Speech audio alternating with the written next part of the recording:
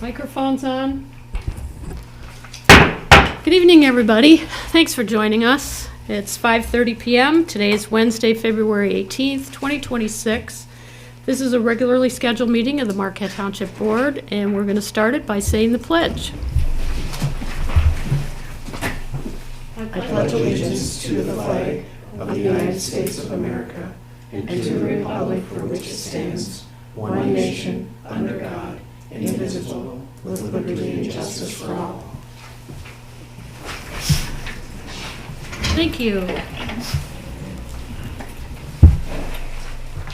All right, roll call, please, Randy. Okay, Treasurer Rickower and Trustee Everson are absent and excused this evening, so Trustee Winslow, Present. Trustee Kidda, Here. Trustee Leighton, Here. Clerk Rotari is here, and Supervisor Durant. Here. Staff present is Manager Kangas, our Attorney Roger Zappa, Finance Director Kim Clark is here, and our Fire Chief Dan Shanahan is here. And on Zoom, we have our Superintendent of Public Works, Lenny Bodinas, is on, and our Library TAC Representative, Paul Marin, is on.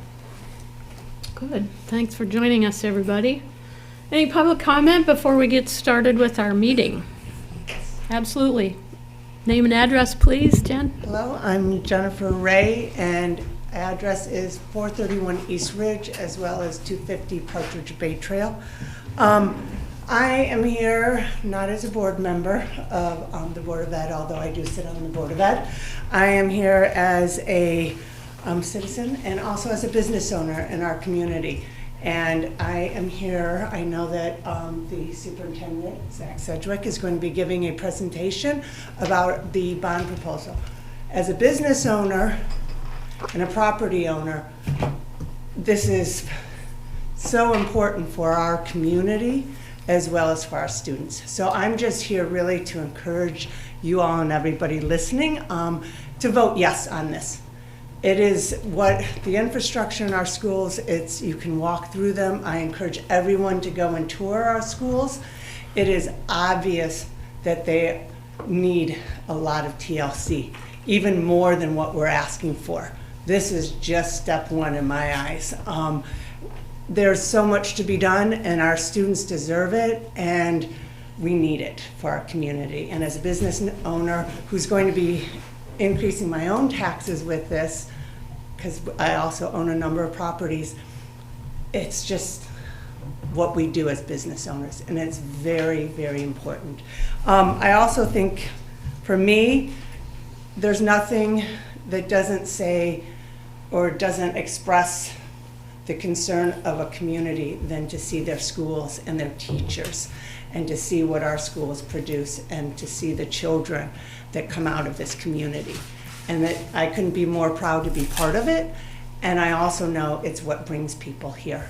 It's why I'm here, one of the main reasons. So I'm just encouraging everyone to vote yes. I can say that as not a board member, but as a citizen, and I really appreciate the time. Thank you. Thanks, Jen. Appreciate it. Anybody else wish to address the board? Okay. Any comments from what we just heard? Okay, thank you. So tonight we need approval of the consent agenda, which consists of approval of regular meeting minutes of February 4th, 2026. We have bills payable in the amount of $212,148.98. We have the Sheriff's Department activity report from January, and I put in the close-up report from February from the University of Michigan, and we have January financial statements. I'll move to accept the consent agenda as presented. Second. All in favor? Aye. Aye. Opposed? Thank you. And we need approval of the remainder of the agenda unless there's any changes. I would move to accept the rest of the agenda. Second. All in favor? Aye. Aye. Opposed? Thank you. Okay, let's start with Mr. Zach. Okay. Thanks for coming tonight.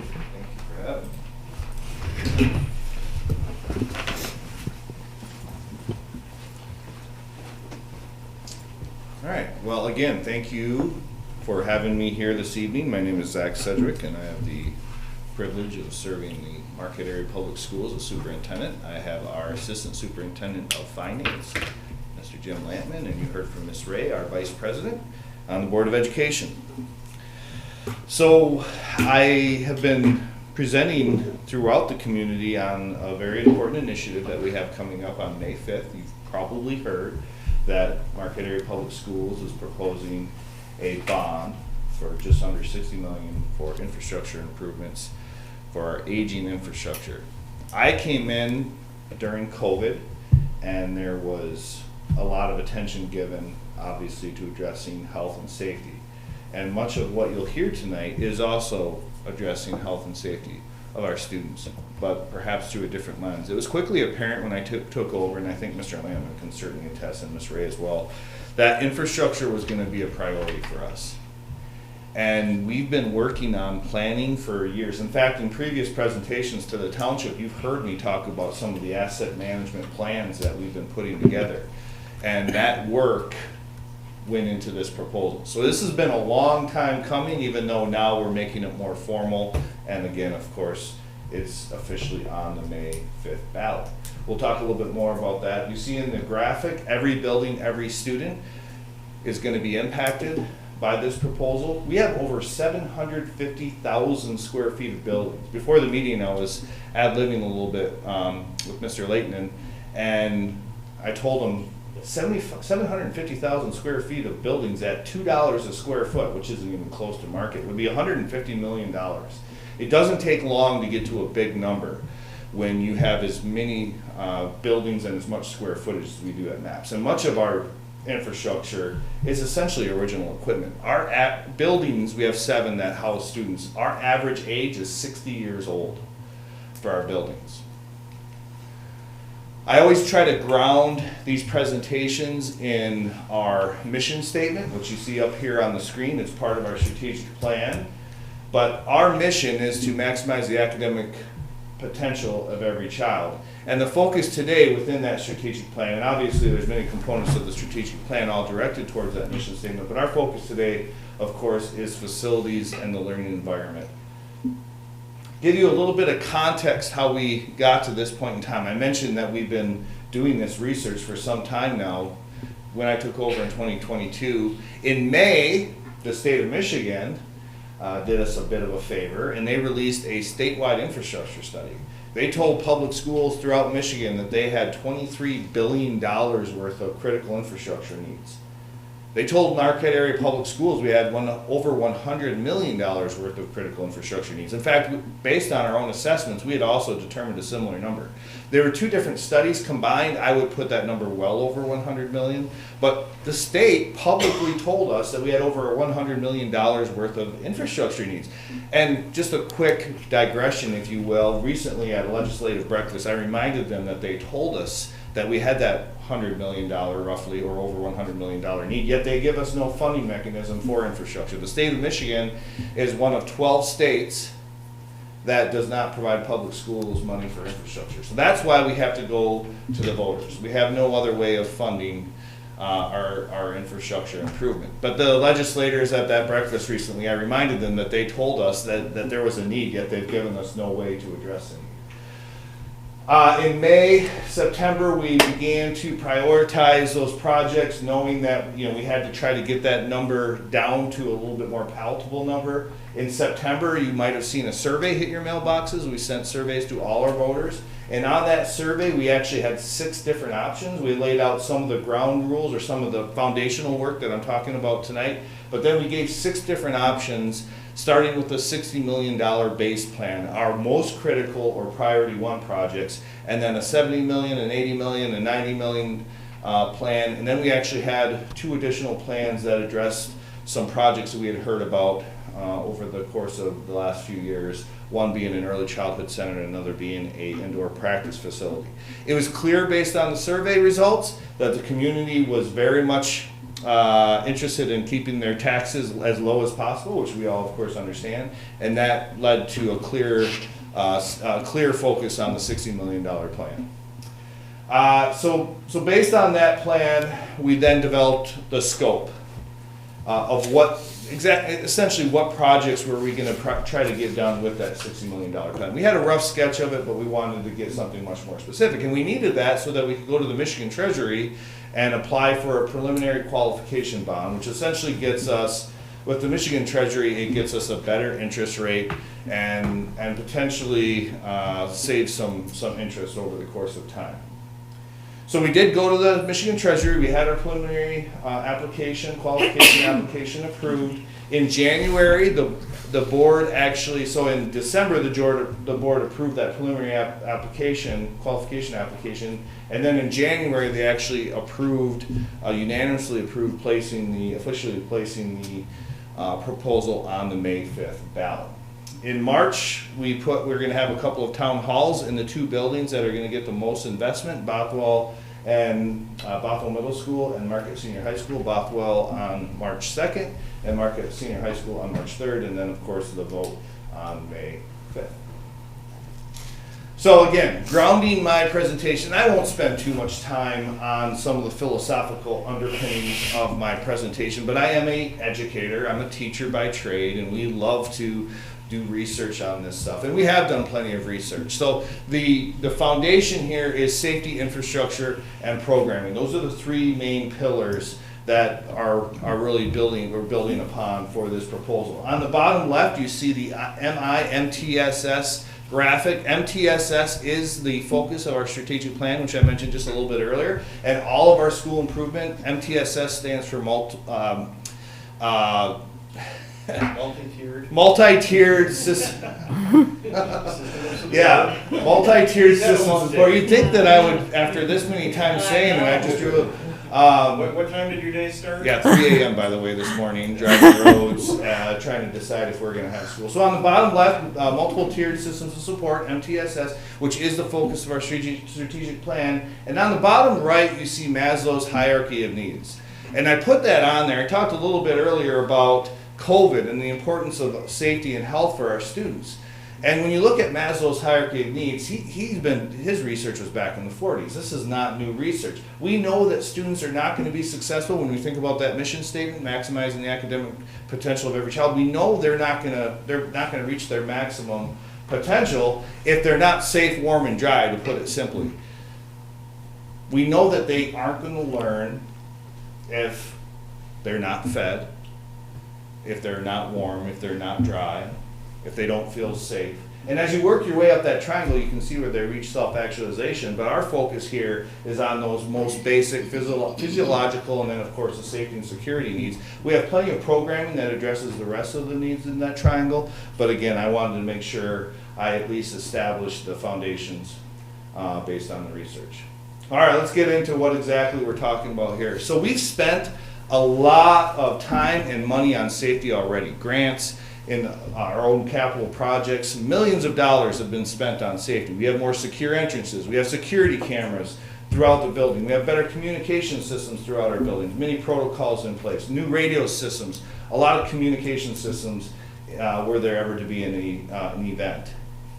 But it's still not enough. As you can probably imagine, in this day and age, safety is a primary focus, the primary focus for educators and for many of our parents, and safety is definitely a focus of this proposal as well. Infrastructure, of course, everything you would imagine infrastructure to be, all of the systems, heating, ventilation, some cooling, but not as much up here, electrical, plumbing, all of those systems is when I'm referring to the aging infrastructure are essentially original equipment. So the 60-year-old average that we have at Marquette Area Public Schools, a lot of those systems are original, right? So in this proposal, the bones of our buildings are good. The structure, the framework are good, but the internal mechanisms are not. Those systems need to be updated. And then of course programming. I always talk about the 3 A's. Athletics, academics, and the arts, not necessarily in that order. Of course, we start with academics, athletics, arts, any order if you want, but our focus is academics. But all three of those areas are addressed in this proposal, and we have plenty of infrastructure that needs to be addressed therein.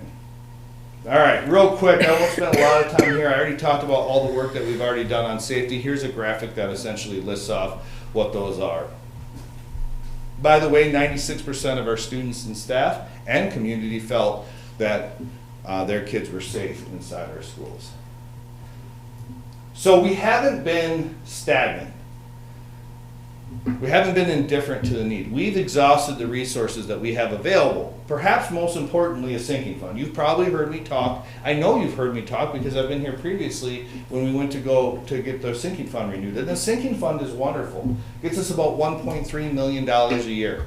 That is great for maintenance of our building. But because of the aging infrastructure, projects or the need of this scale just goes well beyond the sinking fund. But in the interim, we've been doing the best with what we have. In fact, we've been spending about $3 million a year on infrastructure from grants and capital projects and of course the sinking fund. So that $1.3 million is getting spent very quickly, and there is certainly a gap in what we're spending already aside from the bond.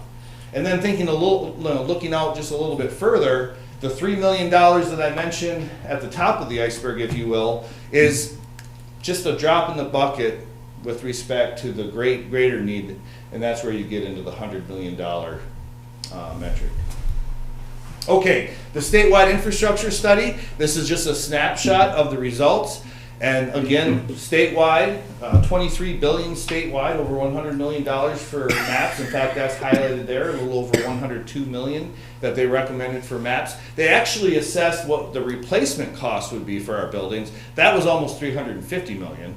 That's a no-go, right? So, of course, they recommended that we repair rather than replace. We have a lot of partners that we've been working with. This slide is meant to just illustrate some of the preliminary work that went into this proposal. GEI is our owner's rep. They work with us just managing everyday type projects. While IDI is one of the architectural firms that we work with, they're helping us more with the long-term plan, and they still help us with some of our short-term projects. But we've also recently brought on a construction manager, Myron Construction, and we have an entire team of internal staff, including Mr. Lanton and myself, our auxiliary services department, and board members who look at facilities frequently.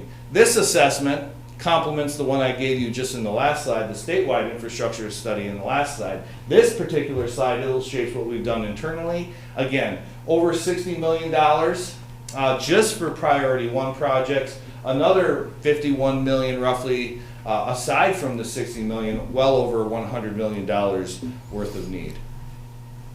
That survey that I mentioned back in September gave us some great data. Here's a little illustration of that data. And by the way, just a quick plug, I put some cards on your desk, a little bit of swag. On those cards is some basic information, but also a QR code that will take you to our website where you can find a lot more information. I also have a fact sheet that I put on your desk. Those are going to be available soon, widely.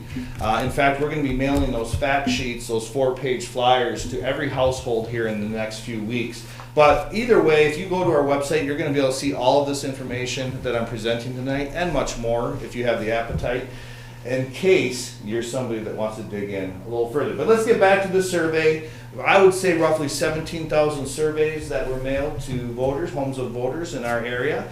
We had great results overall. We really did, especially with the staff and parents. Probably no surprise that the staff and parents were very favorable. 89% of our staff and 69% of our parents were favorable to us approaching the community with a bond. And then our non-parents and non-staff, that's our tougher demographic, of course. And especially we've noticed with the 65 and older population, we've noticed that they're a little bit more averse. And what you'll see as we get further in this presentation, that we actually weighted the results of this survey based on who was most likely to vote. But here you see a snapshot of the results. Again, you can see the number that voted no. It's pretty much comparable to what we get from yes. The people that were less likely to say yes were more likely to say no. And not a lot of people were unsure, which is, I think, a good sign, as long as they're leaning towards yes. Here's the little bit better breakdown of the survey. Well, almost 2,000 survey respondents, almost 6 times what we needed for statistical significance. It was a 13% response rate. 69% of our residents overall supported the $60 million priority one proposal. And then because of that weighted formula that I mentioned, we actually took the 65 and older crowd that were more likely to vote and more likely to vote no, to be completely frank, and we put that into a weighted average and we used a third party. School Perceptions was the name of the third party through Myron Construction, who's done this throughout districts throughout Wisconsin and Michigan. That weighted average, they told us we're at about a 53.8% chance of success. With the margin of error, we're getting just a little too close for comfort, which is part of why I'm here today. Also, 72% feel that MAP's delivering a high-quality education. So it was a very favorable response overall. This is a powerful slide. I put everybody but Marquette on here just to make sure we draw your attention to that missing spot on the graph. And you can probably imagine what's about to happen here. This is going to compare our mill rate to other school districts in our area. If you were to imagine the state average, my laser is not picking up on the TV, but if you were just to kind of look at 4.5, horizontal line at 4.5, just above Negaunee, that would be the state average. Marquette sits at 1.31 currently. That includes our sinking fund, which is just under 1 mil, and a small bond from 2016 at about 0.38 mils that we're working on paying off. So 1.31, far less than our neighbors and far less than the state average. Even if this proposal were to be approved, which is, by the way, a 1.55 mil ask, overall we're at 2.86.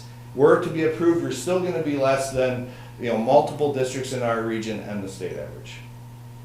So here's the ask, just under 60 million, and we really worked hard to get it under 60 million, by the way, and save some money. We were able to actually get the term down under 30 years. We'll talk about that here shortly. 1.55 mil increase. We'll talk a little bit more about mills in a second. And then the foundational underpinnings that I was talking to you earlier about: safety, infrastructure, and programming. We did phase the borrowing. We're going to do two 14-year borrowing, 2 phases of 14 years. And we're going to be able to refinance that bond in about 10 years. That's going to be important because, again, there's about 40 million or over 40 million still on the table, even if this were to get approved. But by getting because of interest rates and property values and just sharpening the pencil a bit, we were able to get this under 30 years and save on interest over the course of time. And of course, every building, every student, as I mentioned before. I'm going to try to go through this quickly. You want to know what projects? I'm sure you're kind of interested. What kind of projects are you going to be targeting? By the way, Bothwell is going to get the greatest investment. 40% of the 60 million is going to go to Bothwell, and that's because there's a great amount of need at Bothwell. And we have heard a lot about Bothwell over the years. I could hear a little bit of response behind me when I said that, because they probably have had kids at Bothwell. And they can attest to the needs in that particular building. It's a 70s style layout, open classroom concept. Nothing's been updated since it was built in the 70s. It's tired. Here's an idea of what we're going to do. Because of the need at Bothwell, which is going to be much more vast, we're going to completely renovate the second floor. In order to do that, we're going to have to build a small addition. It's really the only new build in the whole project is a small addition on Bothwell, so that we can work through the logistics of moving students around and have the space that we need to do the renovation. ADA improvements, you're going to see this throughout our buildings. Other than Superior Hills and Cherry Creek that were built in the early 90s, all of our buildings are not up to best practice when it comes to Americans with disabilities, and that's an important priority for us. PA systems, that has to do with safety. Bothwell still does not have a PA system. We've used grants and internal funds to pay for PA systems in all the buildings except for Bothwell and Graveret, so we want to make sure we take care of those buildings, because communication is paramount in any day-to-day activity, but especially in an emergency. Some window facade work. CTE is a focus at Bothwell and the high school. When you start talking about the talent pipeline and getting kids ready, future ready learning spaces, get kids ready for post-secondary life, CTE is obviously an important consideration. Athletics at Bothwell and the high school. If you ever get a chance at one of these town halls perhaps to see our locker rooms, they are in rough shape. Music rooms at Bothwell, LED lighting you're going to see throughout all of the buildings, and technology you're going to see throughout all the buildings. In fact, furniture, technology, and LED lighting is going to be a theme for every building. But Bothwell is the main focus at about 40%. Marquette Senior High School comes in second at about 29%. That building was built 65-ish. We just had our 60th anniversary. Again, the themes I mentioned before, technology, LED lighting, ADA improvements, but then also we got some tired lockers, we got a press box that needs to be updated. Our CTE spaces need a lot of investment. Art is getting significant improvements. Our pool or natatorium is also a focus area, cafeteria, media center, and there's more here than what I'm going to list here. We tried to capture the rest of the buildings on the next slide just because I don't want this presentation to go too long, but it's a long list. This covers Graveret at 11%, San Unola at 8%, the alternative school at 6%, Cherry Creek at 3%, and Superior Hills at 2%. Graveret was built in the 20s, but it has been updated periodically through the years. It still needs some love. Cherry Creek and Superior Hills, the least amount of investment, because those buildings are our newest, which by the way are still over 30 years old as our newest buildings. So those buildings are going to need to get updated at some point as well. Science classrooms, a meeting room at the alternative school, classroom furniture throughout, Kaufman Auditorium, we're going to put some investment in there. Certainly we have a curtain that's going to be replaced. Seems simple, but it is going to be expensive. Some HVAC work, some lighting. Again, technology throughout, exterior doors, particularly at Bothwell, where you're going to see the addition, art room, heating, ventilation, ADA, classroom renovations, a playground at our three of the 4 elementary buildings. Superior Hills is actually going to get their playground done this summer. Their parents got ambitious and got the money to do their playground this summer. And then, of course, LED lighting, which Mr. Rotari was asking me about just earlier. Here's a quick snapshot of all of what you'll see done through this proposal. This is on the back side of the card that I gave you. If you flip that card over, you'll see this slide in a printed manner. But anyway, you can see safety, infrastructure, programming as our pillars, all our buildings being touched, every building, every student, and there's a lot of work getting done here for, I think, somewhat reasonable ask. More than somewhat, it is a reasonable ask. When you think about our mill rates, I have to be very objective, I can't be subjective, so I can't say anything that's opinion. But when you look at that mill rate, I think I can make the case objectively that compared to the state and our neighboring districts, that adding 1.55 on 1.31 is reasonable. Anyway, we won't get too far in depth on what a mill is, but you basically take your property value, cut it in half to get your taxable value, and then that's what you use to calculate the amount of tax. So for a $100,000 house with a taxable value of $50,000, real common these days, right? So a $100,000 house with a taxable value of $50,000, you're going to pay about $77.50 a year. But that 1.55 mill rate, basically for every $100,000 of taxable value, you're going to pay $155 a year. Here's a little bit more about the taxable or the mill rate or the increase in taxes for a $100,000 home. This is a nice metric because you can just take this number and multiply it by however many times your particular home value is compared to 100,000. 21 cents a day, $6.45 a month if for every $100,000 of value of your home. Key takeaways. We asked and we listened, the survey, the listening session, we had listening sessions back in September. I don't think I mentioned that. We have town halls again coming up in March. The survey to every voter in the district. We took the information directly from the survey to create the scope. There's no secrets to how we got that 60 million. It came directly from the survey. And the priorities for this project came directly from the feedback that we've received from our community. Just under 60 million, $59.995 million, a 1.55 million increase. Safety, infrastructure, and programming as the focus. Talking about fiscal responsibility, I think we've proven that over the years, especially when you look at our mill rate compared to other districts. Operational efficiency, obviously this aging infrastructure and these outdated systems are not efficient. And then of course, workplace readiness, I mentioned the talent pipeline, the CTE spaces as a focus area for us moving forward. Obviously, our students are our future. I think investing in this particular proposal or supporting this proposal will help ensure that our students are prepared or adequately are housed in an adequate space or given an adequate learning environment for being prepared for their future lives, hopefully in Marquette. May 5th, 2026 is the vote, and I really appreciate you all having me here tonight. That wraps up my particular part of the presentation. If you have any questions, I don't know how long I went. I was really trying to keep it to about 20 minutes. I think I might have gone a little long. So, any questions for me though before I go back to the audience? I have a couple. Okay, fire away. I'm thinking of what the seniors are going to ask. Sure, yes. So, the millage itself, you're talking about $240 a year extra on an average $300,000 house. So 300,000 would be $150,000 taxable value. So $100,000 taxable about 155 and another half. Yeah, that's about right. Okay, just so folks have a rough 225 idea. Somewhere around a couple $100. Yeah, that's rough. close. Okay. So what happens if you don't get this? Then we'll come back. Because the problem, the issues aren't going to go away. I can't ignore it, and we'll come back.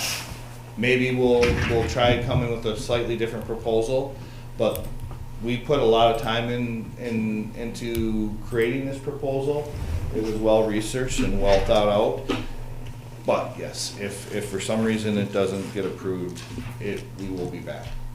So I guess my last question then is, what's happened in the last 50 years? Why is this crunch time? Why have previous boards not really, had some kind of a capital fund or? Well, we do have a capital fund. That's how we're able to do $3 million worth of projects with a $1.3 million sinking fund. I think we've proven that our mill rate is low compared to other districts, and that low mill rate over the course of time is the greatest influence on why our buildings are outdated.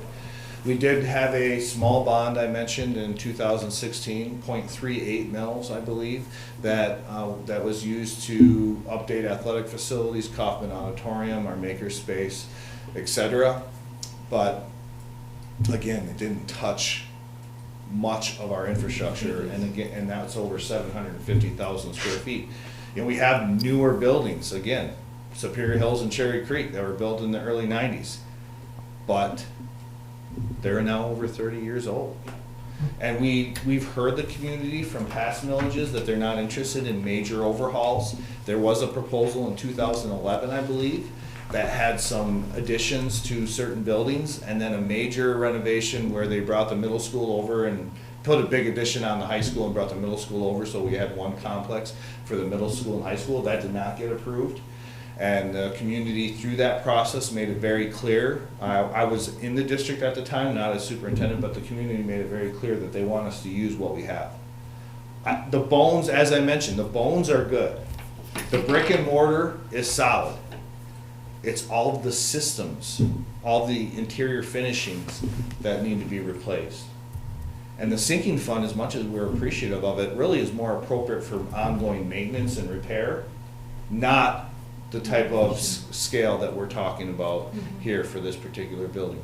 But even if it does get approved, assuming it does get approved, it doesn't necessarily mean that we get to just check that box and move on. Now, it'll be some time, and it probably won't be me, but we did frame this in a way where after about 10 years, we'd be able to go back perhaps with like a no mill increase and try to recapture whatever principal that we've paid down on the loan to try to do some additional projects. Because after 10 years, within the next 10 years, even with this approved, we're going to realize a lot more need than we have even now. The state of Michigan, what's that? If you don't tackle that extra 40 or 50 million that you were saying you need. Yeah, well, I'm working on our legislators. I was pretty hard on them at the last meeting. asking them what they're gonna do to help us, since Michigan is unique and somewhat unique in that it doesn't provide schools any funding for infrastructure. And I'm not gonna stop that. I'll continue to beat that drum with our legislators, because I feel they bear responsibility for this as well. I do not like the idea that we have to put it all on the taxpayers. But that's what I have on the table currently. Can't charge tuition. That wouldn't go over well. Any other questions? Anything else? Okay, Thank you thanks. so much for having me. Appreciate you. Okay, Christopher. I know that we had said we weren't going to do two presentations in one night, but this was Christopher's night. And Zach asked if he could That makes sense. do a, you Just know, nudging it. a pre-voting I one. think so. I will keep mine short since I was just here the other Yeah, month you were- anyway, so I don't have a formal presentation for you. I will say I sit next to Zach at Rotary a lot. He's usually so quiet, but then you start talking about bonds and he just like comes alive. So that's like the nerdiest compliment I can give somebody. So, hey guys, it's good to see you again. I mean, I'll start off maybe with the big news that's been making the rounds, of course, which since the last time we chatted, we made the announcement that the LSCP is going through a CEO transition process. I am sorry, my husband has not left the house for 2.5 weeks. He's in hiding because everybody kind of knows what's driving that change. But it's a good change for our family. So we've taken a lot of gut punches over the last 6 months, just on a personal level. And so having to be closer to family is pretty key for us. But I'm really excited that the LSCP board has worked with me to do a long transition period. So I will be here until we find the next CEO. We're looking for the CEO who's going to keep doing everything that we talked about 2 months ago and make it even better. So we have a strategy that we're still working on for 2026 that I just wanted to cover with you really quick.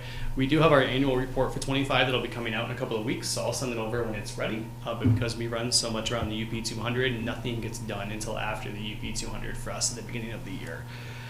So kind of looking ahead to 2026, a couple of big things to have on your radar as members of the LSCP and just local government partners.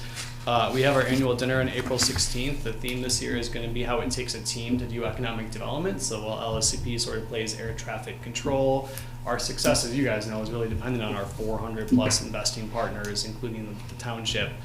So we'll be celebrating some folks in particular that you may be familiar with that I can announce here in about a week or so. We'll also have some of our traditional things like our golf outing. The Local Economic Development Summit is returning for the second year. If you got to go to that last year, it was more successful than we ever imagined it. I mean, having 125, almost 130 folks in the room for first ever events, I think it was really successful. We had some national speakers from the Federal Reserve, so we're trying to figure out how we can top that. But we have locked down the Northern Center, or excuse me, the Jacob Eddy Center on Northern's campus for that on October 9th. So if you just want to put that on your radar, you'll get an official invite to that shortly. The Small Business Celebration is also returning on November 5th, so that'll be at the Mather as it's always been. And then new this year, it's another thing that was sort of one of my goals before I left, was to do a Housing Solutions Summit. So we've talked a lot about our housing work. We understand we have a challenge. We understand why we have a challenge, but we are really focused on solutions at this stage. So the point of the conference is going to be how do we implement all these tools and various policies that are at our disposal, but we just haven't figured out how to activate yet. So we're going to bring folks together. We will have the National Home Builders Association joining us. Their economist team will be joining us, as well as we just spoke to another national organization that has agreed to come to Marquette for this summit too. I haven't signed the agreement, so I can't say it yet, but we're really excited. So to get two national organizations in Marquette for our housing summit is going to be really exciting to see. So that'll be May 6th. We'll also have trainings with the Michigan Association of Planning the day before. We expect those to either be free or very cheap. We're still kind of figuring out how much we can pay them to come and how much we're going to have to ask other folks to help us out there. But so you can expect 2 days of housing events coming forward, including that training for local governments coming out. And then, of course, Breakfast in the Business is back for 2026. I know a couple of you were at our January one. That was very lively. That was not intentional, but just sort of how it worked out.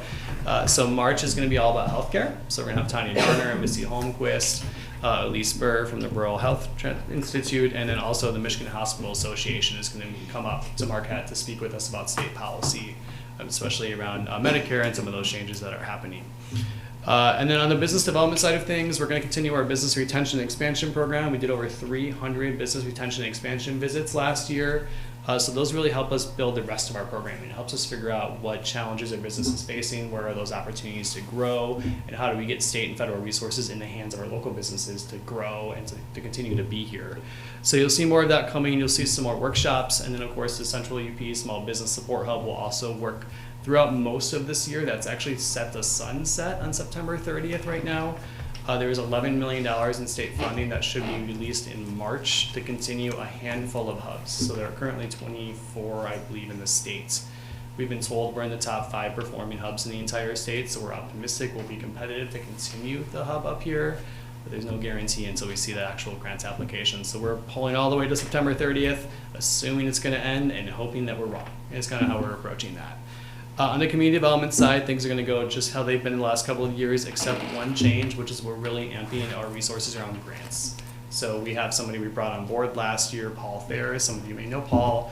He has a long history in grant writing and support, and so while his AmeriCorps position was terminated very suddenly with us last year, we've kept him on as a consultant, and we've increased his hours for 2026 so that he can help our local government partners and small business partners find grants and apply for grants and administer grants. So you'll see some more come out about that, but it's not going to be free, but we're hoping to make it extremely affordable for our partners, so that's something that we can all go after together. On the advocacy side of things, Speaker Hall has said that he hopes it's the least productive session ever in Michigan history, which already was basically last year. So we're going to see how they can outdo that. But I still expect there to be a whole lot of bills and a whole lot of hearings. So we're tracking issues like the energy legislation, which still remains number 1. So House Bill 4007 and 4283 about the rice generating bills. When all the legislators were here in the UP 200, we really pushed that message home, especially the visiting ones, to be like, this is really important to us. We want to move to alternative energy, and lots of places are moving to it. We just need more time and more predictability in order to do it. And so we're really hopeful for those. A series of preemptive housing bills dropped today, just in case you haven't been following the legislature. So zoning preemption and things like that. We've been expecting it for quite some time.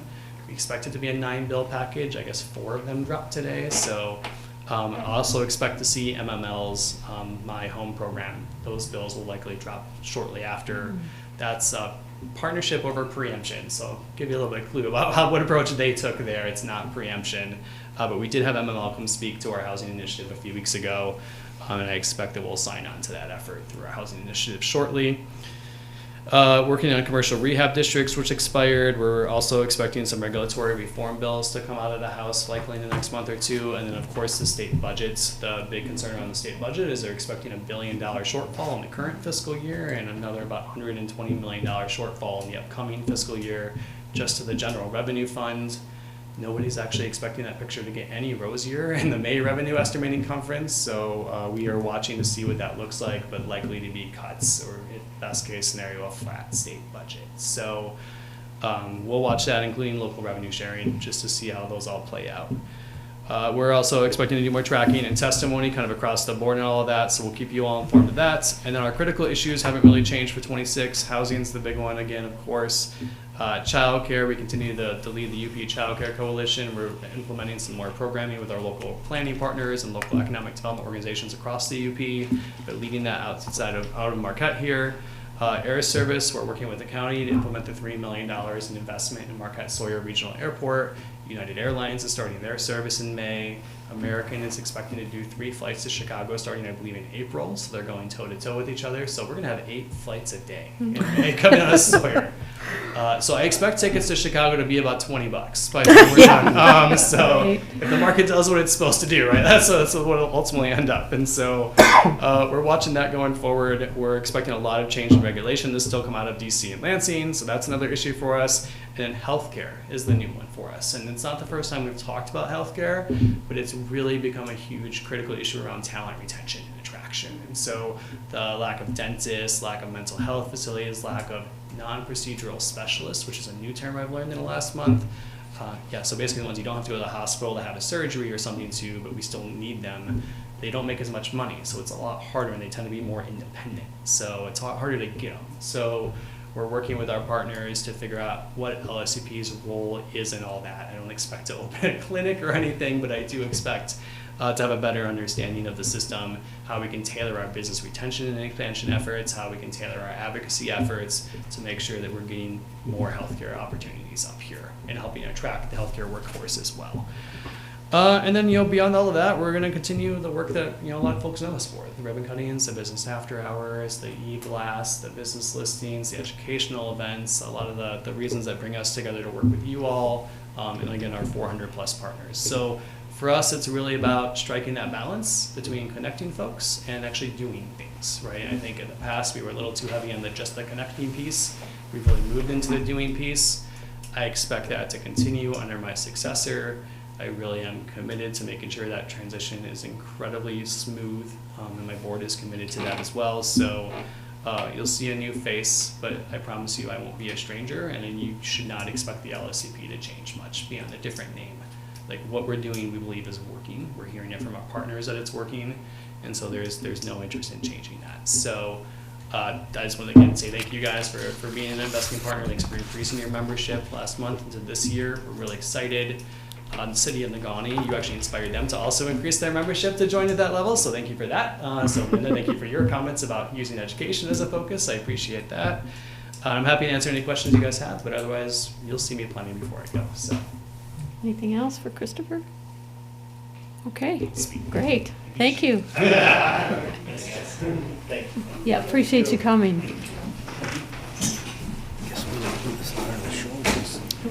Is he still awake there? Yeah, Sitting Paul. in his library? Yeah, Paul's on. He can unmute himself, or I don't know if I can unmute you, but I can't unmute you, Paul. So, okay. Okay, Paul, you have the floor. All right. Thanks for joining us. Good to see you all. Thank you so much for letting me appear by Zoom, and I will be nowhere near as long as the previous presenters. As you know, every library board meeting begins with, can you hear me? Yep, Yep, you're you're good. good. Okay. Every library board meeting starts with a report from one of the department heads. And the last library board meeting, which was yesterday, had the head of technical services, which is rather dull and dry but necessary part of the library. Technical services receives all the books that come in. They catalog the books. They have to be able to catalog them in a way that patrons can access them. They do the book repair down there, and they do interlibrary loans, which they say average 61 per day, 7 days a week, even though they're not open 7 days a week. And so those are the sort of things that technical services does down in their cubbyhole on the ground floor. They did say that if anybody has an excess of used bubble wrap envelopes, they will take them all at the library because they ship these books out all the time, and they could use those mailers. The other thing that the board talked about that I think would be more of interest to the township would be the strategic plan, which is just about unfolded now, but they pointed out that the bond that was taken out in 2000 to pay for the library renovation at the time the library moved to Northern and everything was redone, will be paid off in 2032. And this is a city bond. I don't believe the township has to pay on this bond. But they said that there are some conditions that they are already looking at because they may consider asking residents for a new bond in 2032 as a continuation rather than waiting a period of time and asking for new money. But some of the problems have been with the elevator, which has not been performing well. And if the elevator isn't performing well, a person in a wheelchair can't get in the library, can't get anywhere in the library without that elevator. Now, they did switch elevator service companies because they had some delays with the old company. They're happy the new one comes faster, but that's something they may be looking at down the road. And the other thing is, and you've heard the same song and dance already from the schools, and that is, the HVAC system in 2032 is going to be over 30 years old. And technology has changed, and things have gotten more efficient. So those are things that the library is looking at now, so that they are prepared when the bond expires to get some of these other things that will be necessary then to the voters in the city on a new bond. That's about all. I'm still waiting to meet the other Township Advisory Council member from the township. I'm looking forward to meeting her, and hopefully she'll be on board soon. She hasn't contacted you, Thank you so Hank. much. She said she was gonna, I'll give her a call and link Okay. you guys up somehow. I thought she was gonna call you, because she said she knows you. So Okay, good. I will do that. Well, it'd be nice to share the load, and you wouldn't have Right. to put up with me every month if someone was out there to share it with me. Well, and that's the purpose too of having two, so that you can kind of share. Any questions for Paul? Well, Okay, thanks. We appreciate you holding see you on next too. month. Okay. Thank you. Bye-bye.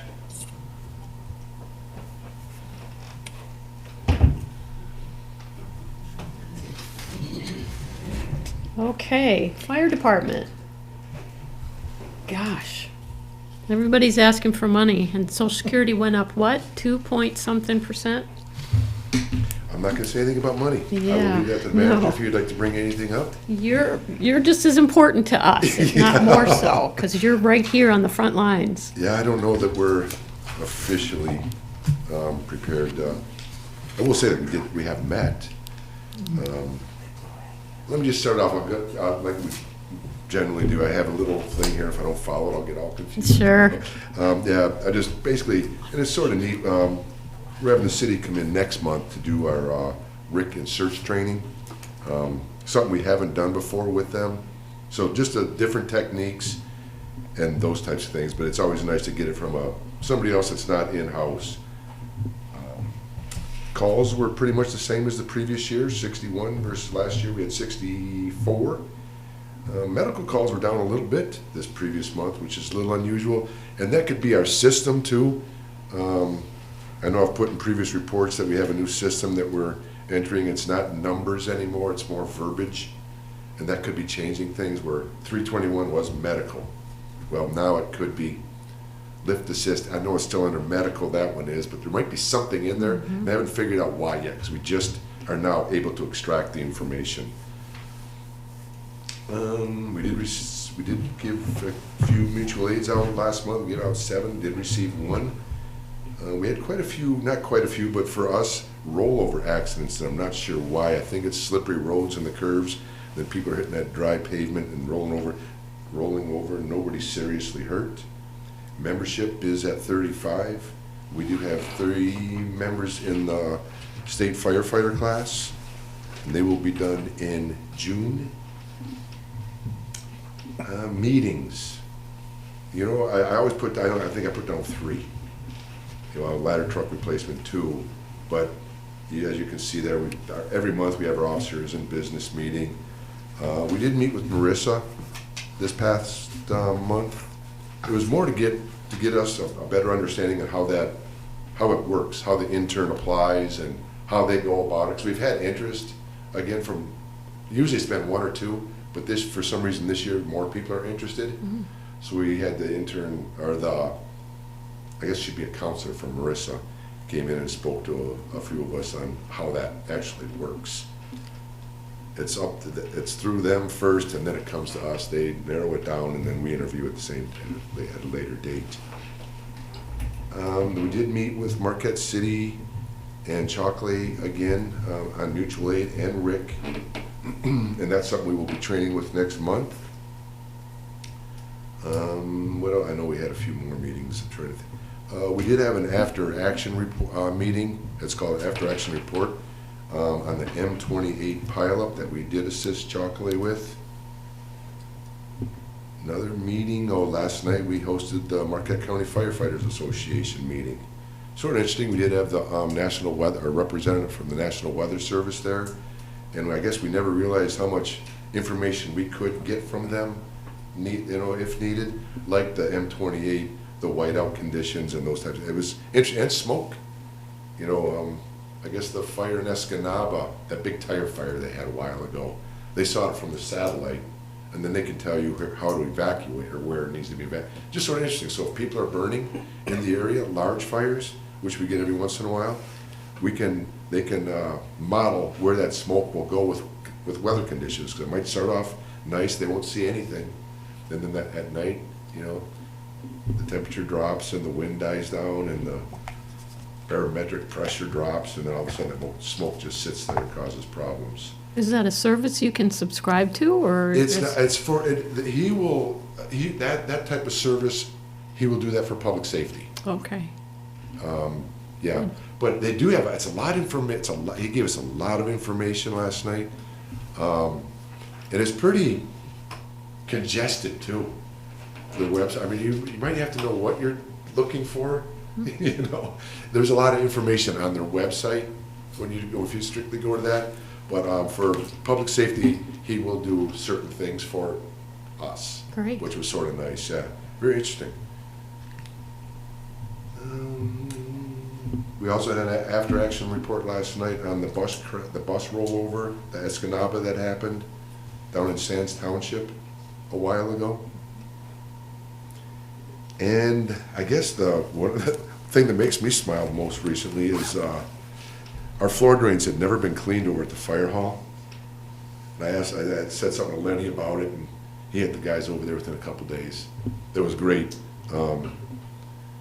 But now we're going to do it on a regular maintenance schedule. But yeah, we were washing our trucks and the floors were not flooding, but very, very slow leaking. I just mentioned it to Lenny, and he goes, "No, we need to get that taken care of." And within a couple days, they were over there, and they got that new vac, big vac or whatever. That worked out real nice. great. And like I said, yeah, we have met a few times on the, I guess it's called the Fire Department, or EMS Fire Department Sustainability Committee. We've met, I don't know if we're ready to bring anything to the board yet, unless, John, you do? I was supposed to, but I gave a condition that something else not take a higher priority, and that took a higher priority. So next meeting, I would imagine we'll have the Sustainability Committee's recommendations for the board to consider. Right. I also noticed that you really glossed over the ladder truck. Oh, geez, and that's, yeah, that was not intentional. I've been on the phone all day. I mean, we had a meeting Monday night with reps and our group. Was on the phone a bunch today with reps, and yeah, that's not, that was not intentional. The money are coming in a little bit higher than expected, and I really don't, we need to do something fairly quick, I think, with replacing this truck. Our current truck, we're just having some issues with it. I don't think they're too serious, but we are really putting the pedal down to get our end of it done, and then to see, size of truck. I guess we've limited to a few vendors, and then it's monies. What's your lead time with this one? It depends on the vendor. The gentleman I spoke to just before this meeting told me for what we were looking for, he might be able to get us something next January, which is phenomenal. Yeah. I have not heard back from the other vendor yet, and he has always given me a lead time of, if it was stock and it was red, 2 years, maybe. 2 years to 3 years, and he hasn't gotten back to me, but I'm gonna guess that's gonna be 3 to 4 years with the other vendor.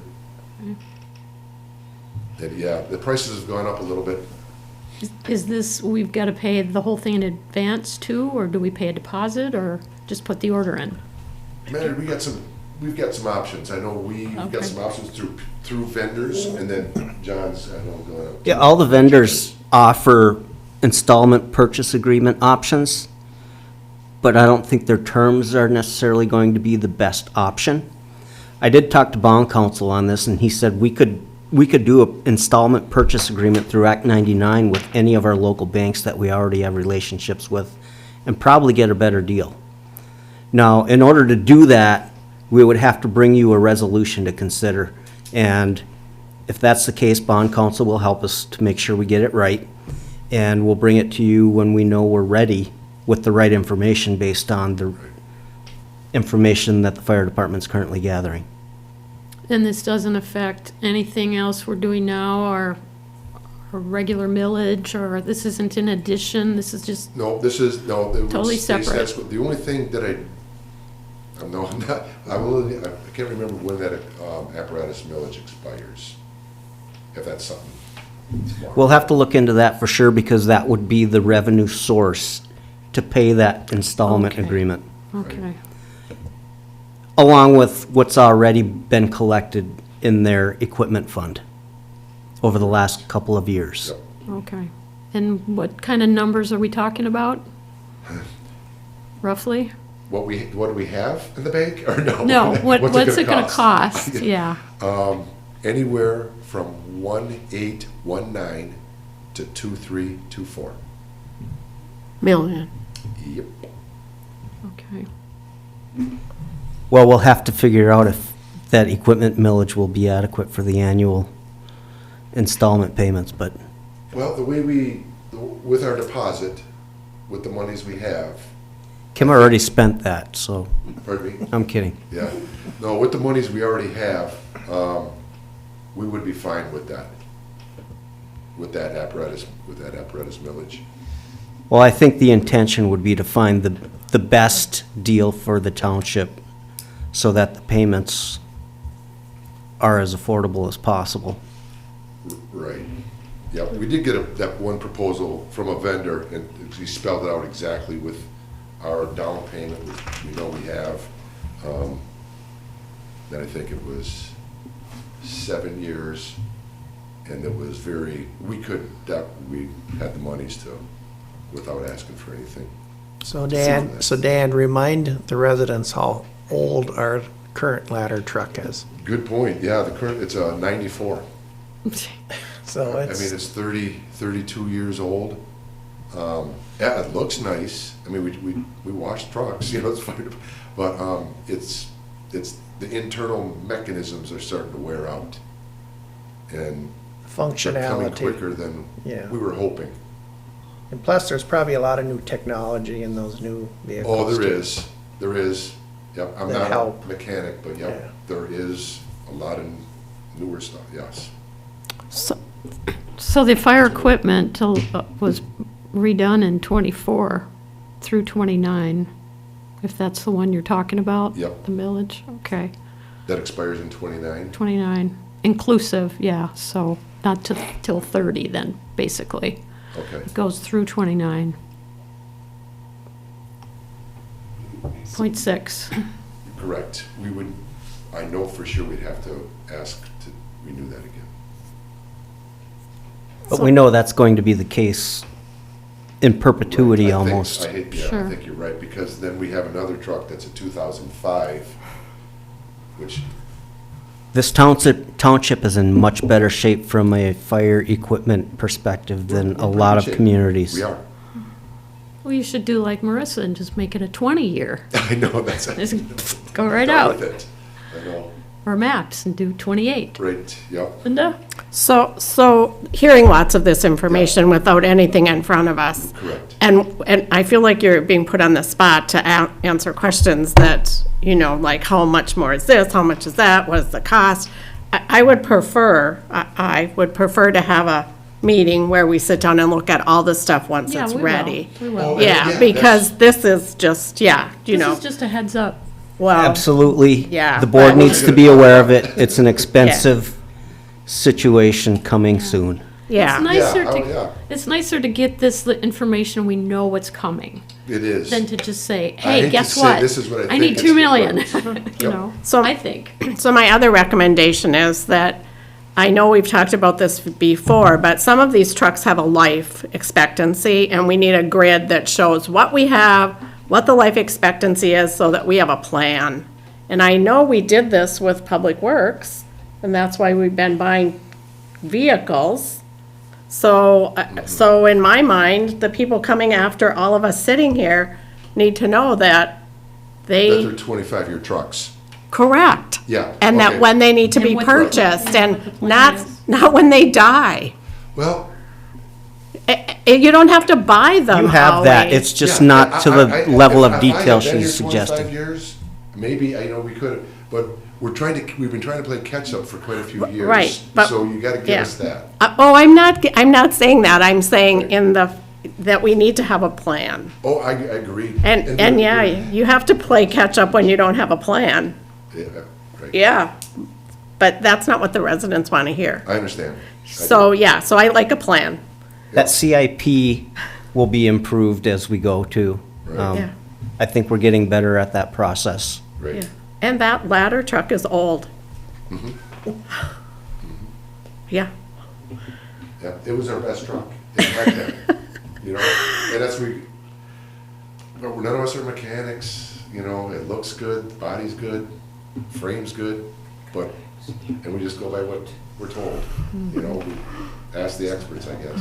So anyways, we could go on and on, I'm sure. Yeah, Yeah. but that's good information. I like being, Yeah, gives you an I like idea a heads up anyway. to We what don't we can have think about. firm- Because we've got a lot of money we have to think about. Yep. So I we can't understand. wait till somebody slaps us in the face. Yep, But speaking of slap in the face, UP 200 thinks Marquette Township Fire and EMS is great, so there's no slap in the face there. They were on public TV, TV6 saying how great Marquette Township was. I don't know what you did, but the Noki? no, Our the guys UP did attend 200. the Noki. The UP 200. It was just this week. My ears perked up when they said Marquette Township, so you must have done something. Boy, I'll have to I check just with the wanted to give you guys. credit, whatever Yeah. you did. Nope. EMS we were at the maybe? Noki, which we do every year, and I should have mentioned that. Yeah. The guys were out there. Well, you got in somebody's ear, so Not that's sure. good. Say thank you. Yeah, thank you. Anything That else? was nice. Are we good? Thanks, No, appreciate okay, you thanks. sticking around, Dan. Oh, we still have Lenny, oh my gosh, Keep it moving here. too much yanking. You're next, Lenny. Are you awake? Thank you. Thank you for waiting. Oh, not a problem. We'll start off with wastewater. So our public works staff has continued working on grinder pump repairs and replacements. That's just a fact of life in the water and sewer department. We always have those every week. They're starting to get a little older, so we get more of them. But we do get them fixed and get them repaired pretty fast and get them replaced. We've also had several electrical issues with some panels in the last couple weeks. We've had an electrician over there, and we determined that it was just maybe corrosion inside of the control panels, and we were able to get that up and working pretty quickly. It's one of those things where the alarm wasn't going off, but the light was going on. So I think it was the buzzer wasn't working. So that's, people won't necessarily hear that. So those are really important things that get fixed. That way, if there is problems, people know it right away. We've also been doing routine inspections and cleanings on a lot of our components in the wastewater system. We check our sewer pit pretty much every few days. We check our lift stations every day. And then as time permits, we'll go out and actually check manholes and pop them open and look down in the sewers. And that's a real important part of our job, is just looking at stuff, because we do catch a lot of problems before they become major problems, just by doing our daily rounds and doing daily checks. On the water side, we responded to a suspected water leak on Werner Street. So we actually got called for a water main break because there was a bunch of water in the middle of the road. Of course, that gets our anxiety up whenever we hear that. We went there, and after investigation, we determined that it was not a water main break, but it was actually water that was flowing from a house. Apparently, the heat had quit after, we think it might have quit when the power, we had power issues here about a month or so ago, and finally the meter burst inside. So we're not sure how long it was leaking, but it was leaking for a very long time, and it was actually coming out of the house, down the driveway into Werner Street. We were able to get there pretty fast once it was called in, we figured out what it was. We got the valve shut off. We actually were able to get a hold of the homeowner, and I think he was able to get somebody over to get the heat going, and we were able to put a new meter in.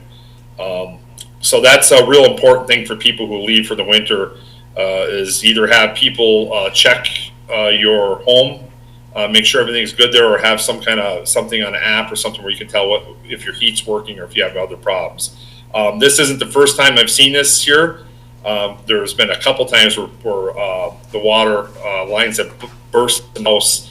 And I remember one time there was actually water coming out of the vents and the outlets and everywhere. The water had been probably leaking for weeks in this one, not this particular house, but another house that we have seen before. So it's a real important thing for people just to remember that have somebody check your house or have something where you can see, make sure the heat's on, because water damage, it'll damage pretty much everything. We also were able to, there was a house that was completed. We had the water service turned on, it's water and sewer actually, service turned on for that house. On some of our slower days, we have been completing mandatory safety training. So winter's a real good time to update all of our safety programs, including confined space, lockout, tagout, and some of the other safety programs that we have. We basically will go through and we'll watch videos, safety videos. We'll also do some safety training actually on hand. We'll get our tripod out and harness and our blower out, and we'll simulate going into confined space. We can do that in the garage.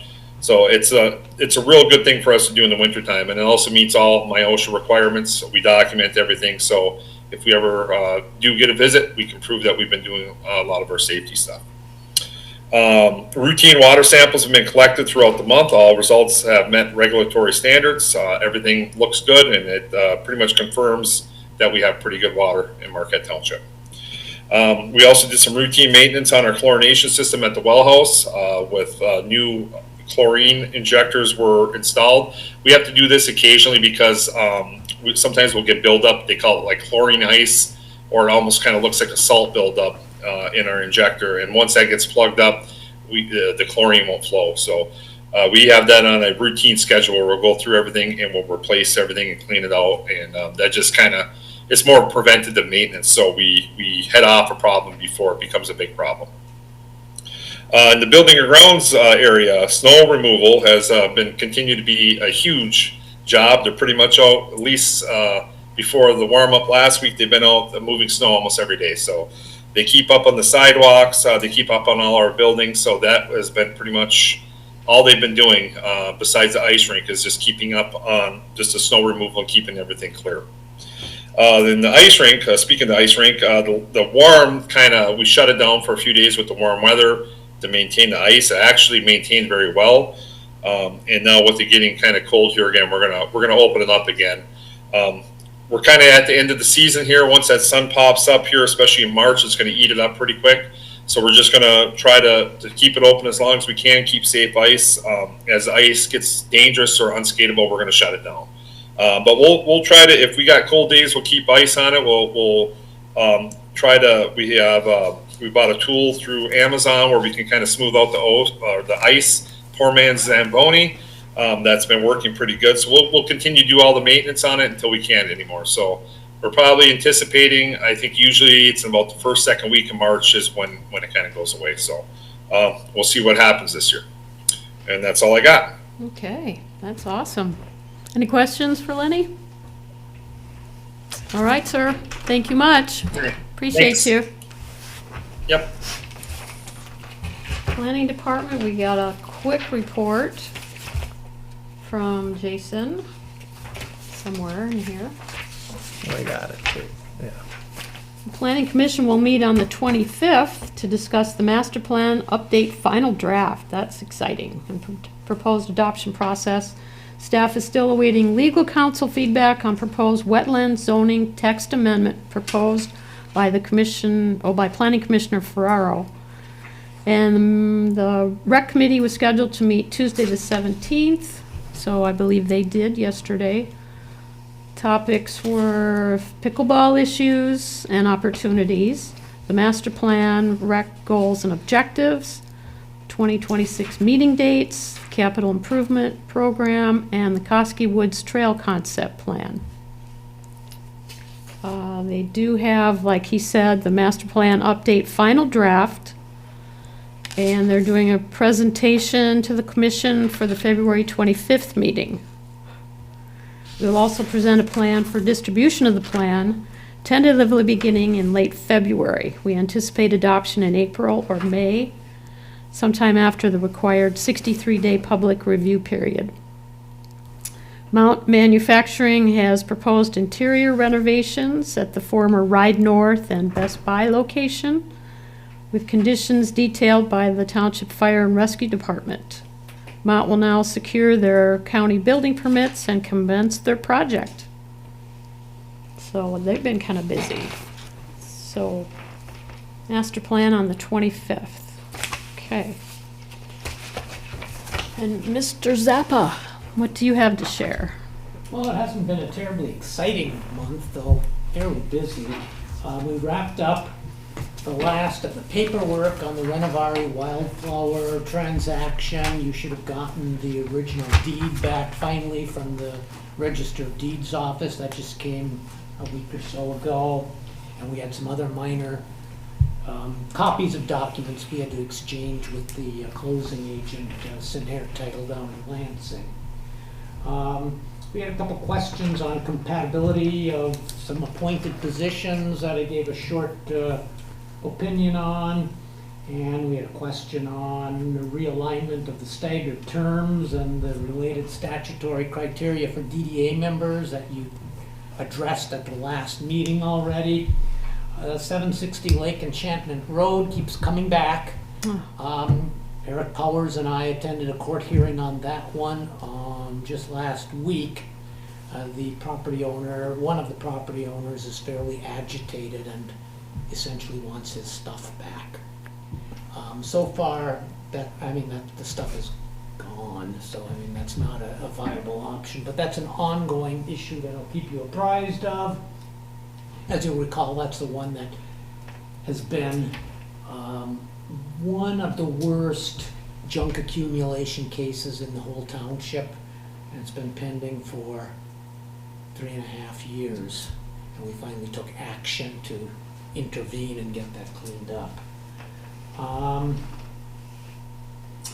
We also had a question that came up on the revision or possible revision of the investment and depository policies.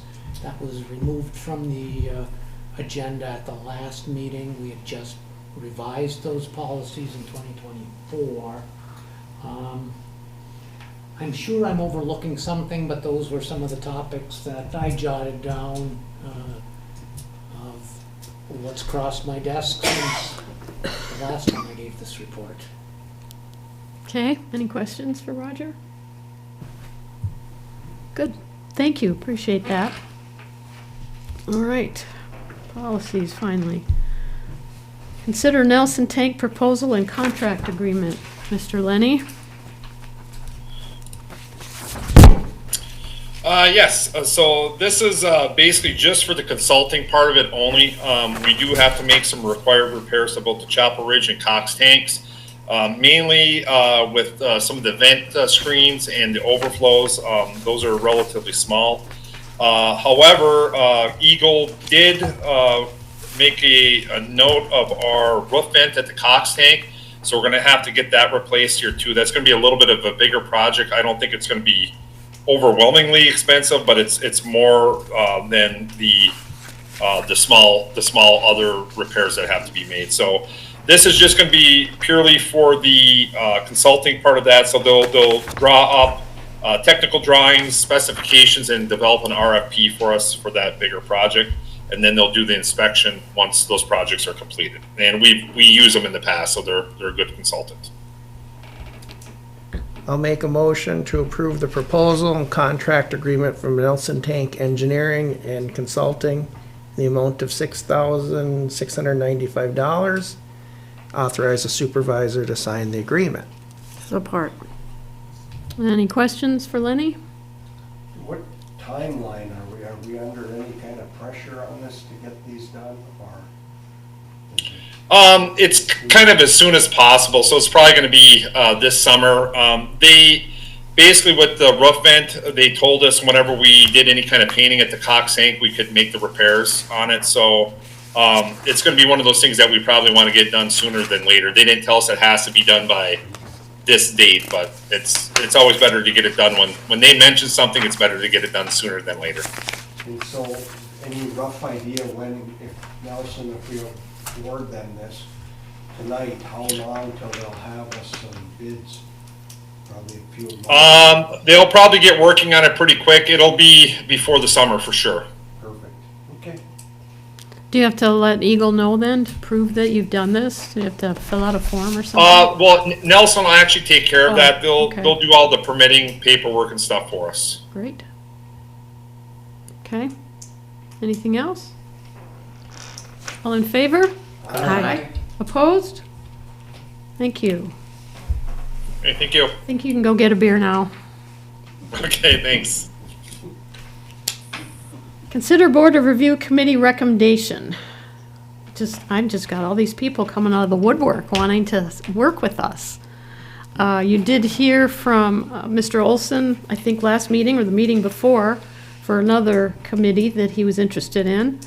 This position is for alternate at Board of Review, and I did check with legal to make sure there wasn't any kind of a problem crossing over.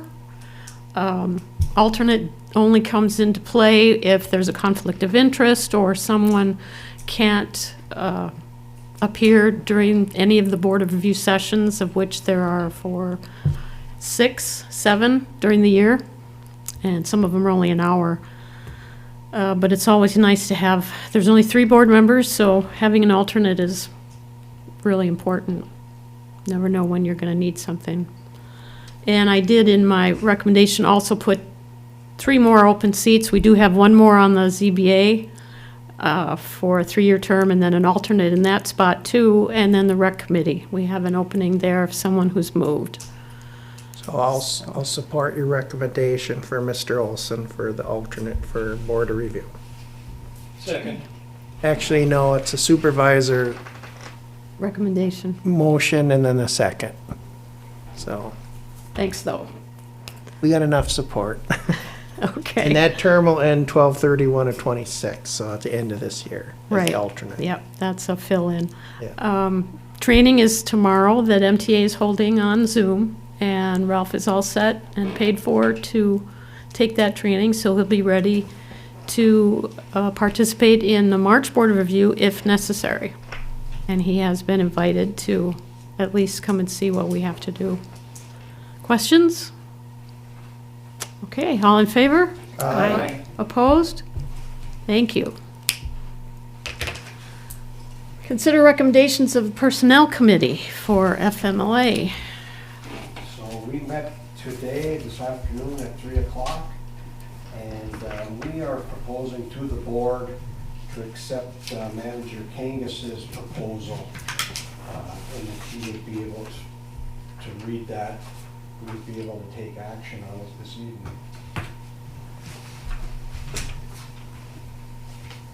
Little bit of background, what the current township policy states is if you go on FMLA, you have to use up all of your accrued paid leave before you can take unpaid leave.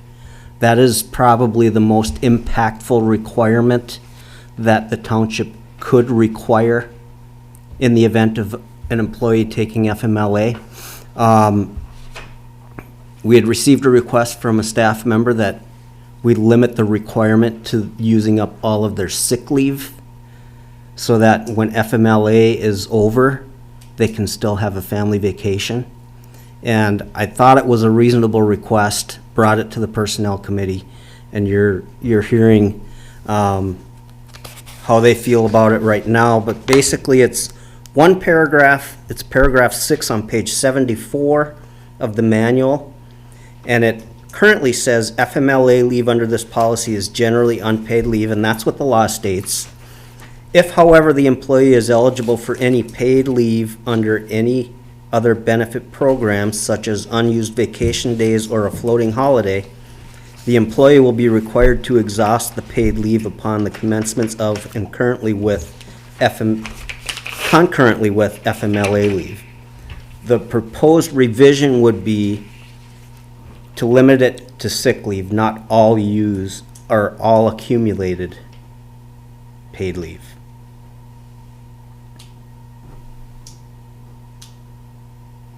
Okay. What's your preference, board?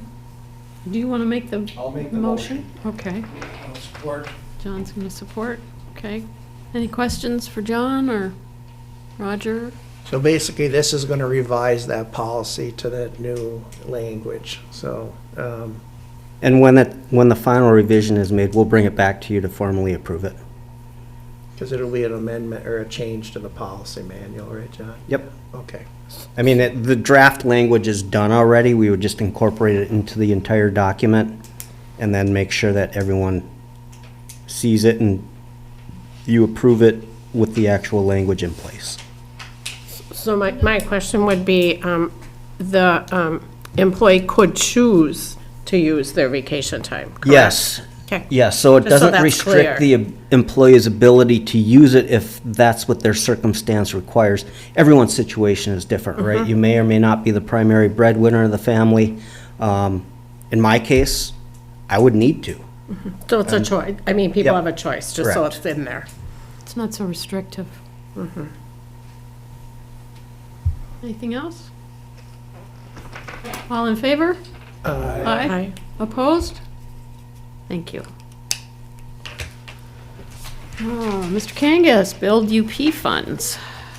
Hot off the presses, this one is kind of in fast track mode and it maybe puts a lot of us in an uncomfortable position, but honestly, it's, again, a new tool.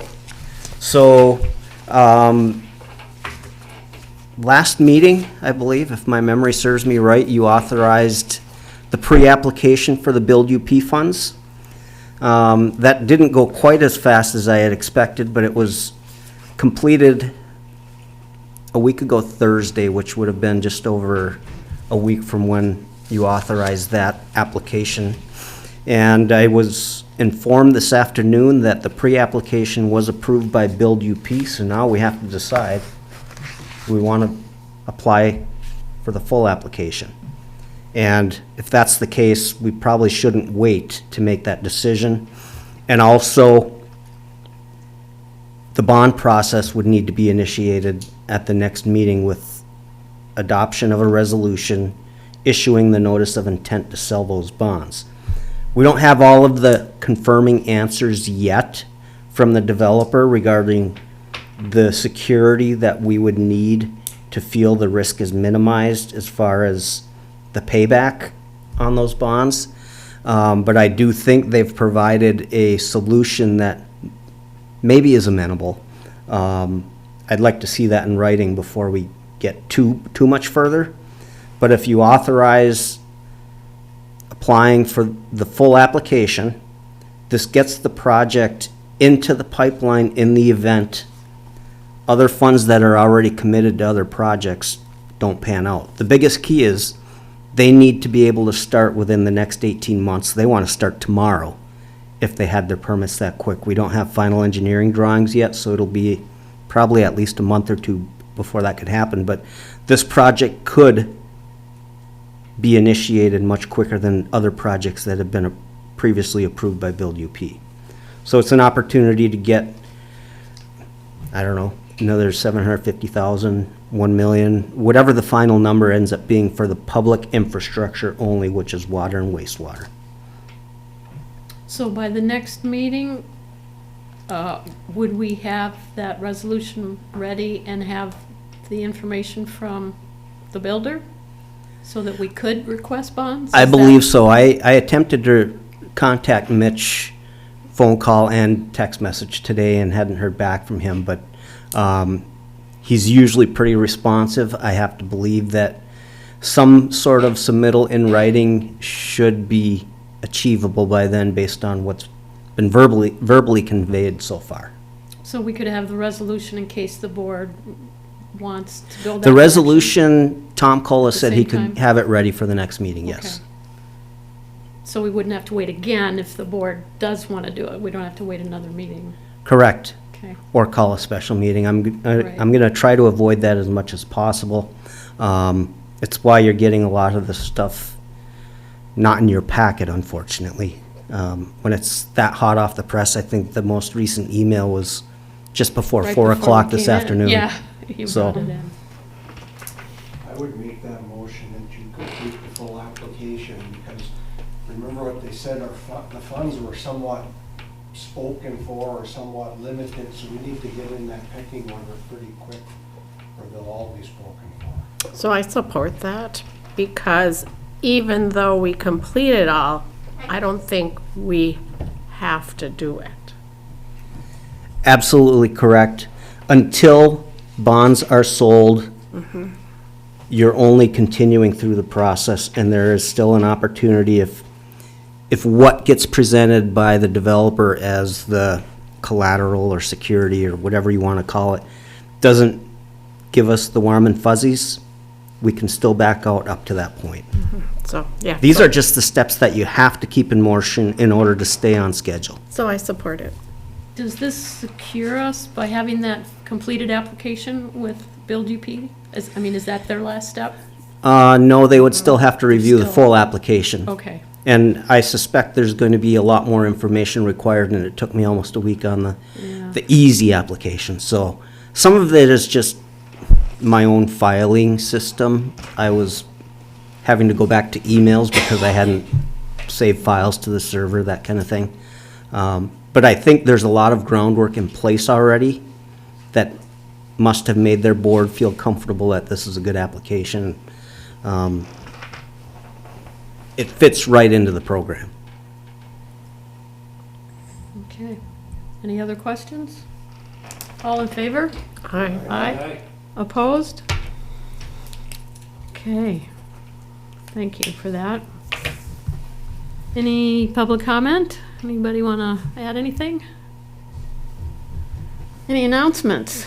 I got a couple. I figured you would. All right, so me and Manager Kangas met today with someone from Civic Plus about our website and ADA compliance. And we found out in that John had to leave early, but I stayed on. We are not ADA compliant with our website, so we are going to have to move forward with making that ADA compliant within the next few months, or next probably, because the federal government, the Department of Justice, is requiring these websites to be ADA compliant. And so since we have. What are you gonna do to make it compliant? You have to be able to talk to it properly. There's, it would be better, I'm not gonna explain it, but there's ways of doing it that I was shown today. And it would, it'd make more sense if you saw it than me trying to explain it. And then their current website and its programming is aging, and they have to move it to the new programming. So there's gonna be some upgrades in the next 6 months that we're gonna have to move to. We don't have to rewrite the whole thing. No, they will move everything over for us except our events on the calendar and such, which we could put in anyway. But all our stuff will move over. So that's good. We don't have to rebuild the thing. But me and Manager Kangas and probably yourself will be next week. I'm planning on having another meeting with the gentleman from Civic Plus. It'll be about an hour, and he'll explain more to that about what's going on. But I just want to give the board some information that we have to move in this direction because we are not compliant right now. And not only with the ADA, but with our website, the old technology needs to be, they're phasing it out, so. And what is our website, about 4 or 5 years old now, our new one? At least. So they've moved to a different platform, so they're trying to phase out this older platform into the new platform, which has more functionality that we can use than we currently have. And I haven't seen the pricing yet. It'll be a little bit more, I imagine, talking about money, but I think our website we have now is good, and it intertwines with Civic Clerk, so I'm happy that it works. I was just gonna say, does Civic Clerk have to change too? No, they'll probably integrate. Technology. They'll probably integrate that into our new website when they don't have to do a total rebuild on it, so. So we'll find out more next week along with pricing. I haven't gotten that email from them yet, but myself, John, and probably yourself will be in that meeting next week. And then we'll see where it goes from there. Okay. But that's about what's going on with that, so. And on the election home front, May 5th, as Zach Sedgwick said from Marquette Area Public Schools, we'll have the election on, is it May 4th or 5th? I May can't 5th. remember. May 5th. The Saturday before that, we'll have office hours from 8 a.m. to 4 p.m. for anyone that want to come in and get an absentee ballot or give one or bring it in. We have to have those 8 hours of clerk's hours, we call them, the Saturday or Sunday before the election. I choose to do it on Saturday, so. It's not a problem when we have early voting because I'm here anyway, so, but we do not have early voting for the May election. It's just gonna be the absentee voting that'll go out, I'm hoping in the middle of the March sometime. And just the election day on May 5th, from 7 a.m. to 8 p.m., so. So I read today in MTA's newsletter that, and I'm sure it doesn't mean local elections like this, but you have to have AV monitoring on the ballot box 75 days before the election, We are covered for that. including the day of. We are covered. And I figured that, but I wanted to make sure that, Yeah, actually, we have 2 cameras pointed that way, so we're good. so the public knows that that box is Yeah, protected. it is surveilled by two ways. Perfect. Any other announcements? If I may add on that too, Absolutely. you can't put any regular mail in there right now either because it's got It's a locked. device Yeah. preventing it. So we're not having people accidentally putting their monthly utility bills or tax bills in there. Good deal. Okay, manager's report. What else can you share? Well, it's been a lot of FMLA, FLSA, collective bargaining, a lot of the things that you might expect during a contract year. Although I would say that some of these are just coincidence too. We will have collective bargaining coming up, so whoever's on that committee, I don't recall anymore, Lynn, I'm assuming, and I don't It remember. was John It Marks. was John. Did we replace him? No. We did not, so we'll have to appoint someone as the second person. We could put that on the next, does this need to happen right away? I mean, No, or but we won't start till- can't let this slip away from us because Right. the year will go quick. And I do want to talk to legal counsel about duration of contract too, as far as binding future boards, that kind of thing. Yep, So, I had that on my notes too. okay, that's about it. Okay, Well, I should say Lenny and I are still working with the attorneys from Ann Arbor on the water treatment plant agreements. So we anticipate that either the second meeting in March, but more likely the first, no, it won't be the first meeting in April. It would be the second meeting in April. We might have a closed session to review attorney-client privilege communication on that. okay. Any questions for John? No, and I'll add another comment is, in the middle of April or early May, this is our, we do 2-year contracts with the library, or actually 4-year, but it's 2-year renewal. We'll have to get that moving as far as the board wants to put that ballot proposal in November. I'll have to get the ballot language if we choose to do that for the library for November, because we've been doing it in 2-year chunks instead of 4, just because if something changed, we didn't want to be locked in for 4 years. So that's on the horizon too, and I'll try to get that rolling here. I don't know when Andrea is coming, but it's probably going to be about the time that she probably comes and does a report. I can't remember when she comes, but she'll be bothering me shortly because I'm sure she's got that on her agenda. I can look it up here.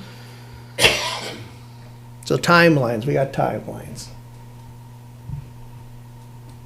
And speaking of timelines, everything nothing else can go on the May ballot. That timeline is now passed. So we only have August and November of this year to put anything on the ballot, if we so choose. So she'll be here the third So- Wednesday of March, so the second meeting Okay, in March. so I'm sure she's gonna mention that when she's here, because While you have that up, is Marissa coming? I don't have them. Because we do, when we looked at creating that, we looked at who we paid millages to. Yeah, So that now we do we pay have- to them, so we might want to invite them, Okay, even though they have a millage Good for idea. 30 years. yeah.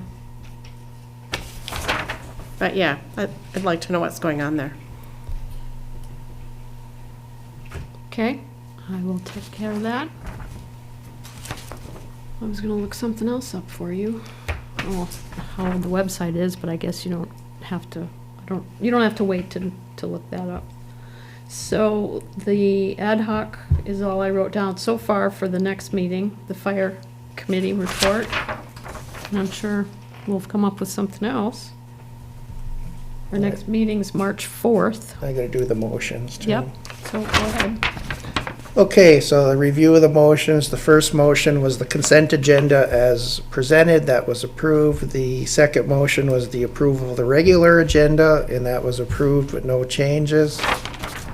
Third motion was to approve the Nelson Tank proposal and authorize the supervisor to sign, that was approved. The fourth motion was to approve the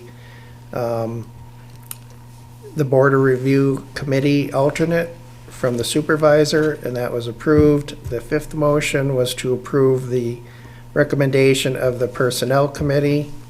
That was approved. And the sixth motion was to approve the application, the full application for BuildUP funds, and that was approved. Okay, so the Civic Award was 2020, November of 2020. So So 6 we years probably- already, 21 was probably when we got the website. 5 years.